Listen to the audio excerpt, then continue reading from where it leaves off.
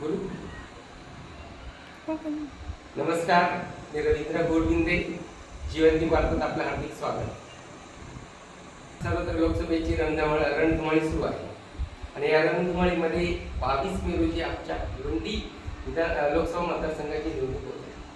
भिवंडी लोकसभा मतदारसंघामध्ये 6 विधानसभा मतदारसंघाचा समावेश आहे. यामध्ये भिवंडी पूर्व, भिवंडी पश्चिम, भिवंडी ग्रामीण, शहापूर, मुरबाड आणि कल्याण पश्चिमचा समावेश होतो. गेली 10 वर्ष हा मतदारसंघ भाजपा प्रणित महायुतीच्या वर्चस्वाखाली आहे. परंतु या वेळेला परिस्थिती फार गंभीर आहे. एकीकडे रणरणत ऊन आणि दुसरीकडे प्रचाराची धूळ.